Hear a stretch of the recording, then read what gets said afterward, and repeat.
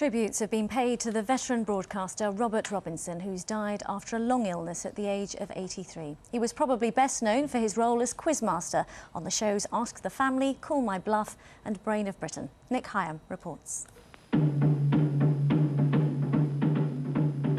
When the BBC wanted someone to present its first programme devoted to viewers' letters, Robert Robinson was the obvious choice. Witty, deadpan, slightly mocking. Good evening. Every Monday at this time, I'm going to read you your own letters. I do hope they're going to be highly critical and frightfully disobedient, and so help save television from one of its besetting sins, which is complacency. He delighted in awkward questions. Miss Mansfield, I know you won't think I'm rude if I say that a visit to you is rather like a visit to the Tower of London. You're both institutions. And I wonder what it feels like to belong to the public. Though some of his victims gave as good as they got. I guess I feel the same way as the Tower of London feels. This one goes into your buttocks. So if you just like to loosen your trousers, get up on the couch.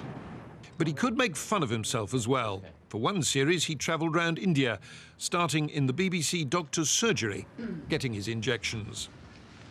On radio, Robert Robinson could give his wit and his idiosyncrasy full rein. Here he is presenting Radio 4's Today programme in 1973, on the day Britain entered the common market. Would the British streets be full of Frenchmen forcing butter at 30 bob a pound on innocent passers-by? Germans with 2-acre faces and twice the normal allotment of teeth, pressing 8-foot sausage rings through the letterboxes of Angles and Saxons who only bangers know.